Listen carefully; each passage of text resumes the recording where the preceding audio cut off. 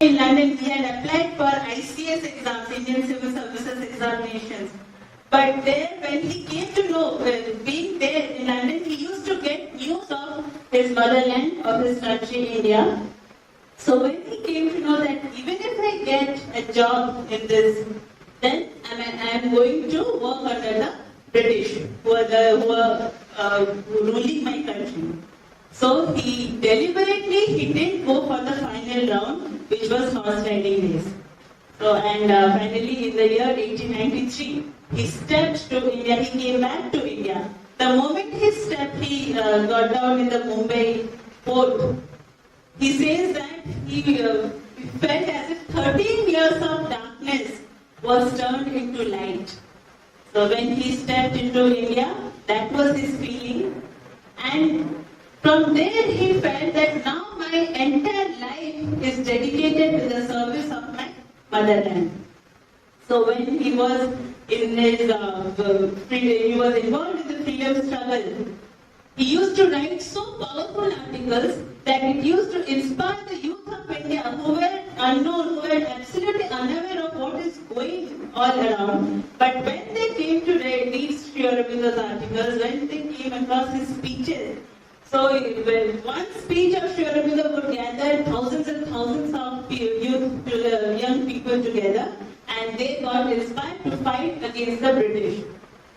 So, it is also said that young people, they used to cut their hands and write, "We want complete freedom." So this was his power in his writing. It was the power of knowledge with which Sri Aurobindo fought.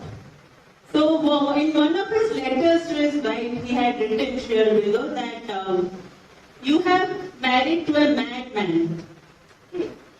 So why? Because I have three madnesses with me.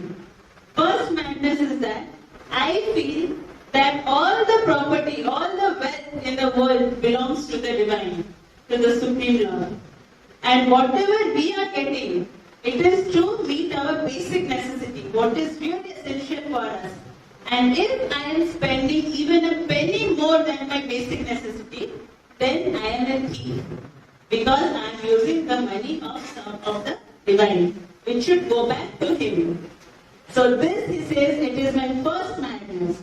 Second, he says that people worship different gods, they go to temples, they follow different religions. But who do they worship? It is just because they have heard from somebody. It is just a form that they have inherited the knowledge from somebody. But if their God exists at all, if God at all exists, then I have a way I have to see Him. This is my second madness. I want to see Him directly. Then third, he says, when we talk about India, people say it's just about mountains, rivers, lands, and all. But for me, India is not just an inert piece of land or matter. For me, India is my motherland. And when a son sees his mother being attacked by the intruders, who sits on her chest and sucks her blood, is it possible for a son to watch silently?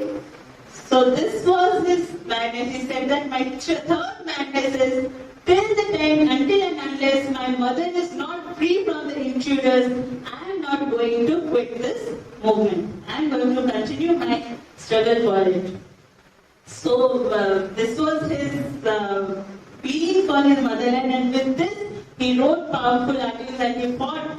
He fought silently, but this silence was a huge explosion for the British government. They thought that if this man would continue, then we are going to go out from this country very soon. So they had also named him as the most dangerous man. So in the year 1908, in a false bomb case, we must have heard of the Alipur bomb case, Sri Aurobindo was arrested, although he had no involvement in that, but somehow they got some false proof and they arrested him in the year 1908.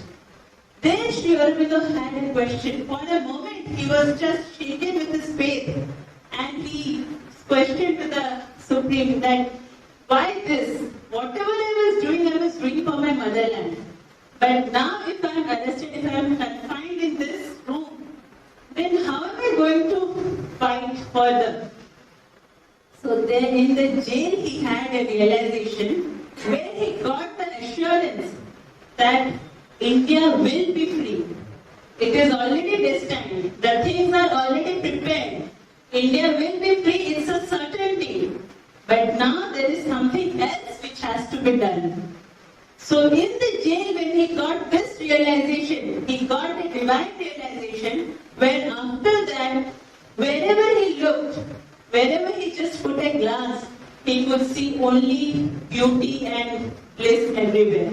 When he looked at the judge looked to him as Krishna.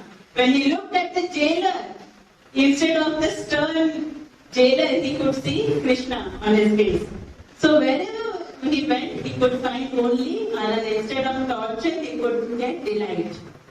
So when in 1909, there was a last hearing where he was found innocent and he was released from the jail.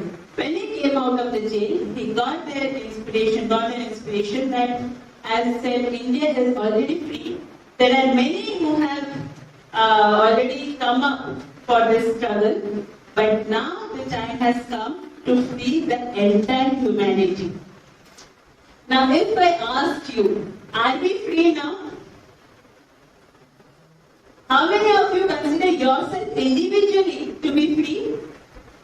We have got the freedom, whatever we want. Anybody feels that you are free? Yes. Are you? Do you feel that you are free? Yes. Okay. No, complete freedom. What will he say?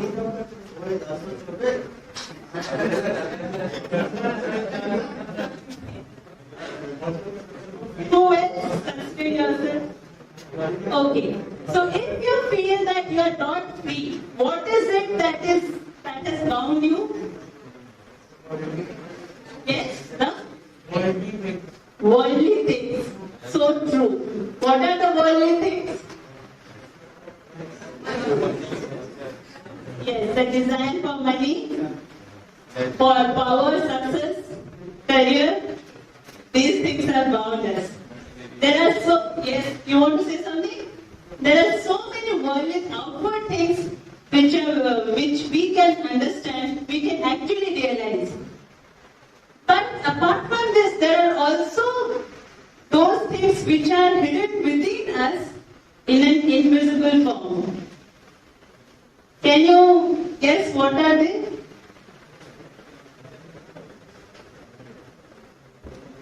Okay. So, how many of you are there if I ask if you get low marks, less marks in exam, are you okay with it? How many of you are there for whom it doesn't matter how much ever you score? Do you feel dejected? Yes. Do you feel sad? Yes. Okay. Do you want to be sad?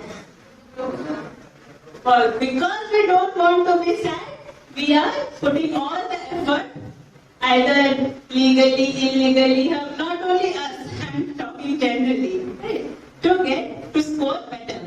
Right? So some are putting effort in studies, some are putting effort in different ways how to get good marks.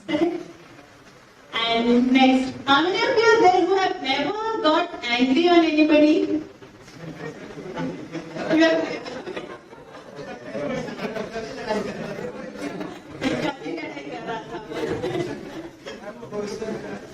Okay. So you do get angry? क्या बता है? बहुत जल्दी शांत हो जाता है. That's a very good thing. But आग हो जाता है. वही जो आ जाता है. अभी we'll just try one thing. All of you agree that you get angry? Yes. Can you just put down your mask for a moment? गुस्सा करके दिखाओ अभी.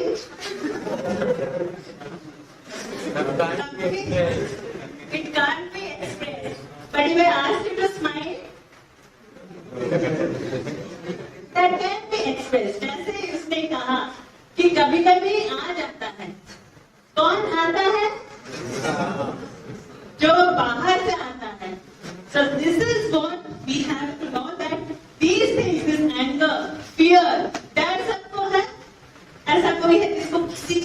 डर नहीं है? You are not scared of getting failed because you are prepared, well prepared, right? But is anyone there जिसको अपने भविष्य के बारे में चिंता नहीं है?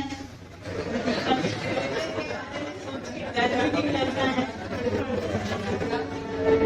Okay, please silence. डर के आगे जीत तभी होता है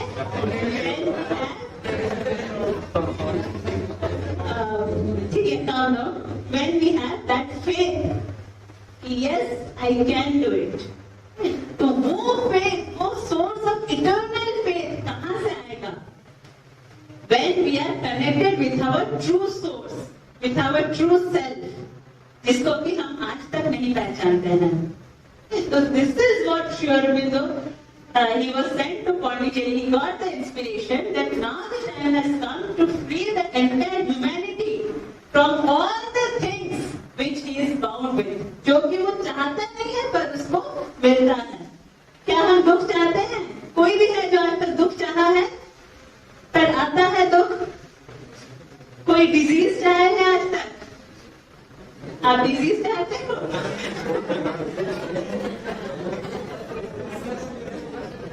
कोई आप लोग में से कौन बूढ़ा होना चाहता है? Experience old age. So these are the things which are the bodily habits which have captured us. All kind of habits which have captured us. Body के habits है disease, death, laziness. ये सारे चीज जो कि हमको सुबह उठकर सबको पसंद होता है, right? 5 बजे 4 बजे you like to get up. क्योंकि there is something which is pulling us. Yeah. So these things are there जो कि हमको अभी कैप्चर करके रखा है. So Sri Aurobindo, he got the inspiration. Now the time has come to free the entire humanity from the bondages which he doesn't want to be in.